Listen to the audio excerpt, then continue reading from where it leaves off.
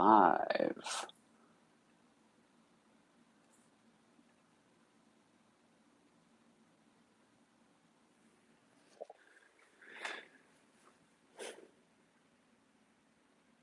All right. Well, let's see if I can get this to work. Test, test. Test, test. Sweet. So, testing out a little YouTube live in preparation for my break next week, but I'm sure most people will just catch this on the flip side. It's kind of later on Friday night. Just wanted to hop on after I got back from dinner and show you guys a return. I just got back from my middleman, Kanto Shark, Jared. He's the absolute man, and he middlemanned a few packs for me. So we'll get to that in a second. Also wanted to show off this dope mail day from Shoes for Your Feet on Instagram. Got this amazing Lapras. Like, I need to look a little closer, but this thing is like, I think it'd be a 10 except for the print line. It's gorgeous. I mean, it's just absolutely phenomenal. So super stoked about that. And then also got this Demon Slayer box with the stained glass cards, which I'm super stoked about. Not sure if I'm going to keep it sealed or probably open it up just because it's really neat. But the box is amazing. Really enjoy this anime. So I thought it'd be cool to pick this up from him. So shout out to him for sending me that. So let's talk about graded card returns. So in this case, it's graded packs. So the funny story with this is I actually sent these to PSA or sent them to Cano Shark in late April, early May. And now it's October and they're already back and they skipped ahead of some packs I sent in March, I think. So pretty wild. I don't know what the heck's going on over at PSA, but kind of hilarious. I don't know how the heck that happened, but here we are. So figured I would go live for this one just to test out the live stream and show you guys what I got. So I submitted 2 packs, and I will explain kind of my thought process behind both. So the first is, as you can see, base set 2. This is going to be the Gyarados artwork. Absolutely stunner of a pack. So picked this up, got a really good deal locally. Thought it'd be a really cool piece for my personal collection because Gyarados is my favorite Pokemon. You know, when I picked this up, I was torn because there were some little factory imperfections here and there and a few crinkles from wear. But overall, I thought it was a really nice pack. I thought it was at least a 9. And just to get it authenticated and put in a PSA slab, I thought would be great. We got the new pack styles. It's long crimp. Just for frame of reference, this is, so when you look at the PSA population reports for packs, this is a long crimp, long foil pack. You can see it. Here, let me see if I can get this in the camera view. You can see that it says long pack. So this guy is actually pop. There are 9 of these total in the Gyarados long pack, and there are 3 10s, 2 9s, 3 8s, and a 7. So we were able to pull the 9, which I was stoked about. Like, I would have loved the 10, but I knew it wasn't perfect. But basically, my all-in cost of grading this pack and then including the purchase price of this pack, it's still less than me buying one of these in today's market outright. Significantly less, like probably like 33-ish, 30 to 35% less. So okay with that, protected my downside. Really cool to have done this for myself. What's up, Chavals? just hopping in real quick to test the live stream and show off this return I just got. So, um, yeah, I think it's gonna be really cool to have this in my personal collection. Hey, what's up, Hyper Rare? Thanks, guys. Really stoked to have you guys in here. Just gonna be live for a couple minutes just to show this off. Thought it'd be more fun than you know, uploading a video. Uh, yeah, so it's cool just to have it authenticated, have it in my collection. So going to be keeping this one for sure. Um, yeah, it is really cool. I think that having these, if you're going to keep graded WotC packs, I think that it's going to be harder and harder to validate the authenticity of them over time because I think the fakes are going to get worse and worse. So really wanted to get it authenticated. Yeah, so the new slabs are awesome. The hilarious thing is, look at all this space down here because of how basically this ridge here is where the bottom of the cards sit, and then the bottom of the foil but is here. But with base set 2 packs, the long crimp ones, this crimp is super long with the tag hanger. So if you look, they still had to freaking fold it, but they have all this space down here. Like, I love the new pack designs, but why couldn't you have figured this out? Like, why couldn't we have just uh figured out how to put this in a slab without having to fold it? But it is what it is. It's a 9 out of 10, which is still great. Honestly, an art set of these someday would be really cool. I've had the opportunity to buy short crimp art sets. It's just priorities. But I was glad to have the Gary. It's super cool. Um, I'm stoked that the new slabs are super high quality in my opinion.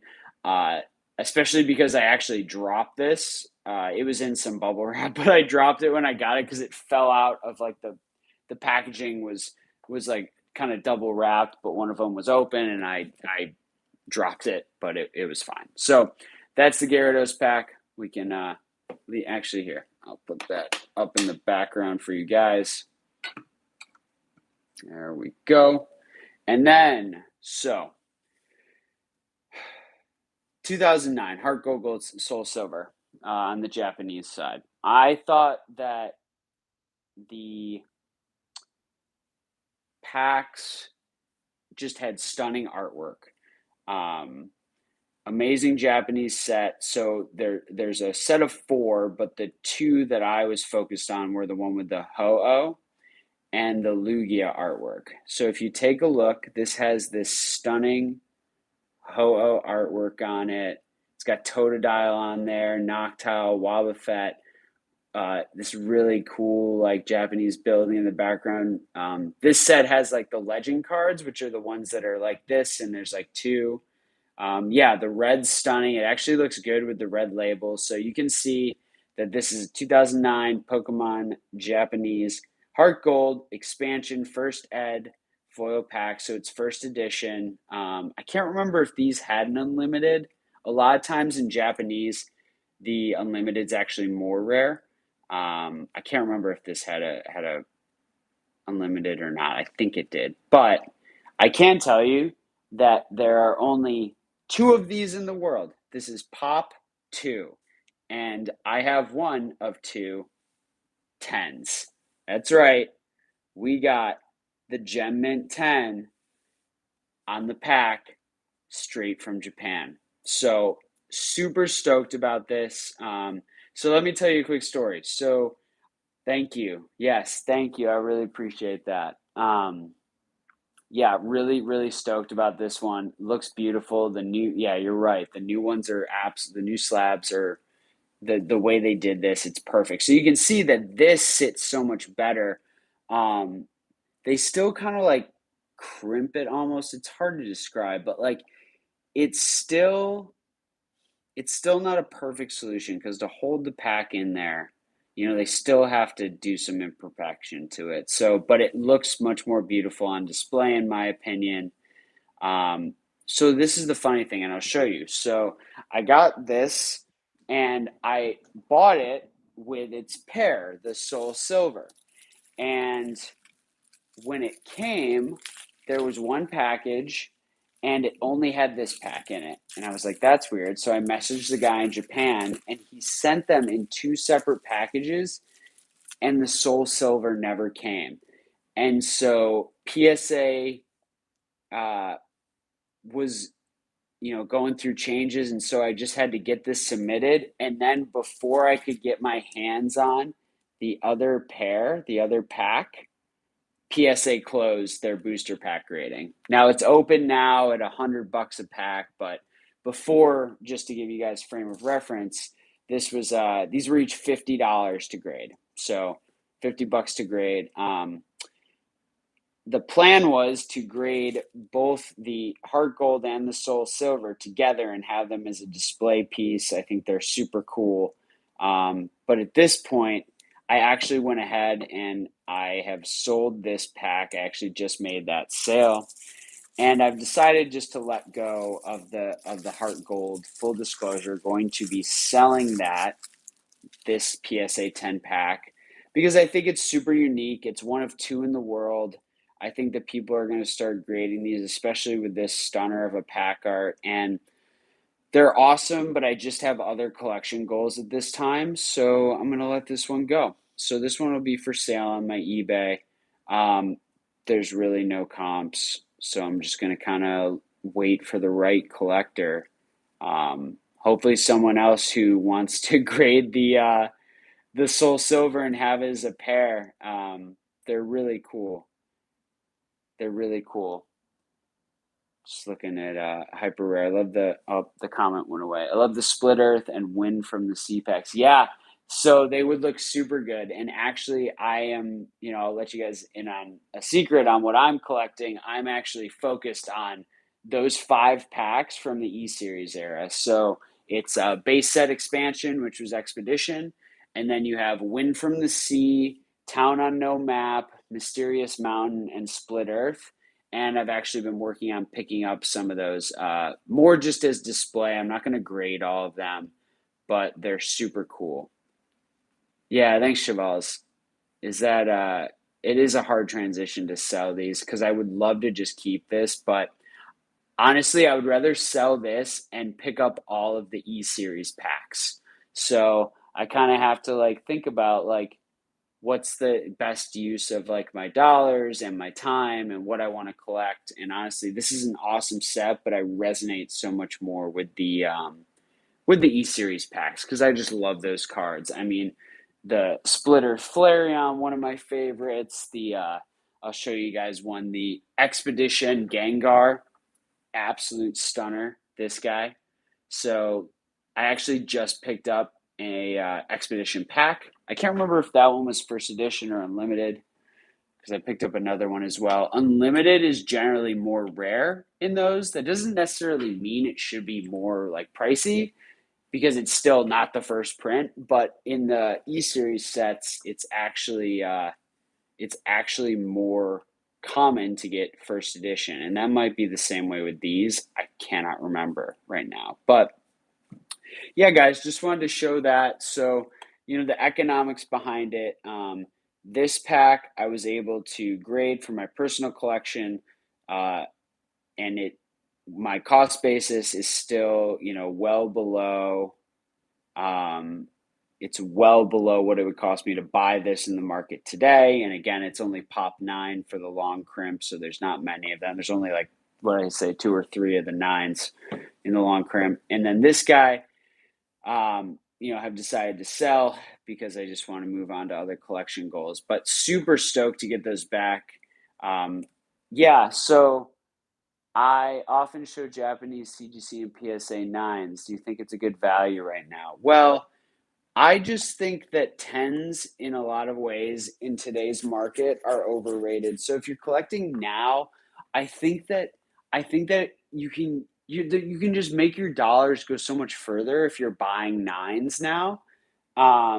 Because honestly, sometimes the difference between a 9 and a 10 is super immaterial. And if a card has beautiful eye appeal, like from the front, especially like if what's driving it to be a nine is like the back or it's a little bit of centering or whatever, like I'm totally down to just have a nine. And I've always kind of collected nines. I've never, I think, something about tens being, with it being so subjective, I'm like, how can you really, a lot of times there's not a big difference between nines and tens. So, just reading the chat. The CGC nines look great. Yeah. Yeah. So I have nines that could be PSA 10s. I have 9.5s that could be PSA 10s. I have 8.5s that could be nines. But I also have ones that are like nines and they should be nines. So the hardest one is like the 9.5s because you just don't know. You're like, man, that could be a PSA 10. I sell all my 10s and buy multiple nines. Yeah. No, that's awesome. I have a CGC 9 Umbreon. I swear it'll co Yeah. Yeah, that's the crazy thing. There's some so I'll give you guys another little insider thing I have been doing because, I'm totally open with how I collect. I have been selling some of my PSA slabs that are nines and buying CGC nines where the card is just as good or better, and I'm usually buying it at, a 25 to 40% discount. Like it's crazy. So, like for my personal collection, I'm totally cool owning, let me grab like this. Here, I'll show you. So like this Gyarados. I actually just picked up this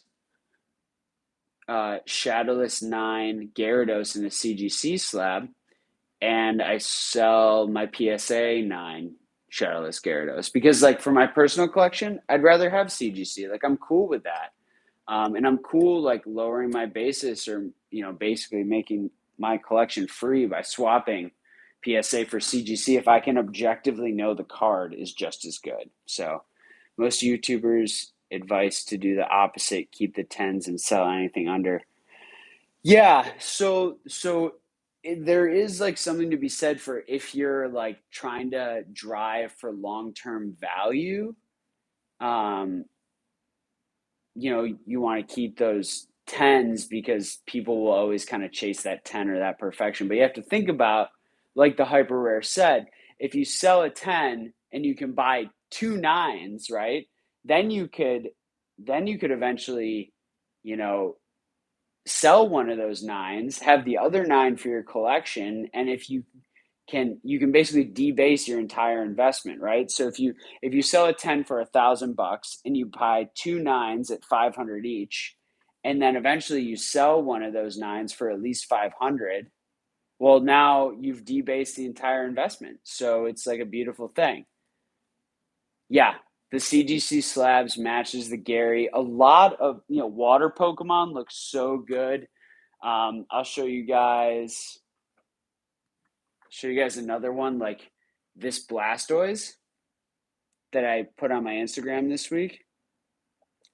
Looks so good with a freaking CGC label. Kills it. So water Pokemon look really good with CGC labels. Um, a lot of Pokemon do. I really like CGC. I really just do. It's really grown on me. I don't get the obsession with PSA. I only have sent really most cards to PSA that I like had to because of the type of card they were and the price point. But yeah, it's I don't know. I don't get the obsession. So for me as a collector in my personal collection, I'm totally okay having CGC if the card is objectively quality. Like I'd rather have a PSA 9 than a CGC 9 if the card's better. Like it's really about the card on the inside. You got to keep your eye on the card on the inside, and sometimes you got to not necessarily think about the label, but you got to buy the card, not the grade. And yeah, it's gonna take a long time for the that perception, right, of PSA being the only gold standard. Um, and the only way that's going to break down that perception is if CGC continues to prove themselves, right? But people are getting a little frustrated, I think, just because they're getting low grades on some of their CGC slabs, and they wish they had sent them to PSA. The hardest are the 8.5s because, like, if you're trying to sell cards and you get an 8.5 that's definitely a PSA 9, that's tough because it just crushes the value right now. But if you have a long-term hold period, that could play out all right, or someday down the road you can always cross grade it, but it just depends like what situation you're in and how you're able to, how long you're able to hold, right, or what the situation is. So it's not always easy. So um, I think that just takes consistency and time. What do you think about CGC over time in the market as far as price translating to PSA? Yeah, I think it's just going to take more time. It's going to take a continued consistency. It's going to take, probably some more of the kind of PokeTuber influencers gravitating towards CGC. Um, I think there's a lot of things that could happen there, a lot of ways that could play out. I think for me, when I think about it, if I have a CGC card and CGC ends up not working out and the card's objectively good, and I ever want to sell it, I can always cross grade it. Like, it's not a big deal. Like, I'm in no rush. Like, if it's for my personal collection, it's great in a CGC slab. Like, I love it and I know it's authentic and real and I have no problem with it. So, one of the first slabs I bought was a first ed PSA 9 Neo Discovery Kubutop's hollow. Wasn't obvious on the picture, but had some leg crashes next to the left side of his head. Yeah, the thing is, like, a 9, like, easily can have hollow scratches because a 10 can still have an imperfection. A 9 can definitely have an imperfection. So it's yeah, you might get lucky like Logan with the Gary. Yeah, it's funny. So I always thought that's what I just assumed that was what had happened, that Logan had cross graded that, and it was, lo and behold, they had to do a whole big reveal of it, which is hilarious. But like, it's kind of like we all knew that was kind of what happened, like there wasn't a doubt in my mind. So go figure. Hey guys, appreciate everyone else jumping into the chat. Giraffe Tika and Ken AL. Hey guys.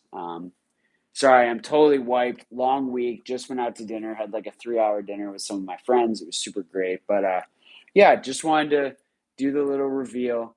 And yeah, let's see the chat here. I feel like Logan Paul favoritism get. Yeah, so I wonder how that played into the BGS grade. I definitely it's concerning that there could be some, influence of him being who he is on the grade that got, but we can never really know unless we see the card and objectively, or subjectively make our own opinion. But there's certainly the possibility. It's up possible.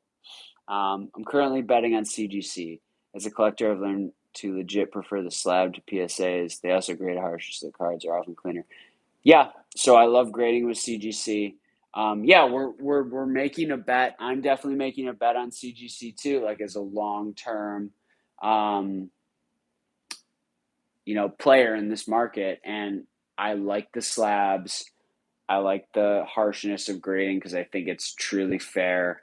So it's like for my PC, it's totally fine. Sometimes if I'm grading cards, it's definitely hard, like I said, to get that 8.5 that I think could be a 9. But hey, it's just like, it is what it is. So, oh, interesting. You think the PSA label's better? I never know. Some people, like, I like the CGC label better, but some people do like the PSA label better. That's interesting. Um, Yeah, I just think that, right now, if you're putting money to work in this hobby and you're trying to collect, if you can objectively buy a CGC 9 for, you know, 70 cents on the dollar of a PSA 9, and you like the way the slab looks and the card is legitimately of high quality, then you're in great shape. So I think I think that it's like a no-brainer for your personal collection. It's just definitely a bet if you're like looking at it from like a value proposition for sure. So PSA label is the most boring out of the big three, just a matter of taste. Yeah, it's what you like. Like, collect how you like. And okay, so Giraffatica, to me, it's an OC. Yeah, yeah. So I think so I have a set. I'll show you guys. I'll actually just rotate over here. Yeah, I can't move this right now, but I have two sets. Um, my English Southern Islands set and my Japanese Gym Challenge hollow set that are mixed, and it doesn't bother me that much. And also, if you guys have noticed, I don't think I have one because I haven't gotten a return here recently, but CGC has been fixing their labels so that the grade numbers are actually in the center of the label, which is pretty cool. But um, the card visibility definitely is better. I agree on that. Um, and yeah, I own a lot of PSA. I own a handful of Beckett. I loved grading with Beckett. Beckett's kind of what I grew up on with sports, and yeah, it's super cool. But it's just kind of a mess over there, and I don't really know what's going on back there. So, as they say, so. But I will show you while you guys are here, real quick. Appreciate you guys hopping in. Just wanted to do a short live, stay for a couple more minutes, but I'll show you something else cool that I am picking up lately that is being graded by PSA, just because I think it's fun. And if any of you guys are fans, they're out there. So these are just for me, for my personal collection. So 2001 Panini Harry Potter Philosopher's Stone sticker cards. So I thought these were pretty cool. So I'm a huge Harry Potter guy. I have a bunch of Harry Potter stuff in my collection. And so I've just been trying to pick some of these up lately. So I've got both Harry's, I've got Snape, I've got Ron. As you can see, these are all nines because I'm a nine guy. I got Dumbledore. You guys know I got a Harry Potter tattoo. Like, I'm obsessed. Whoa! First time YouTuber live problems. I got Hermione,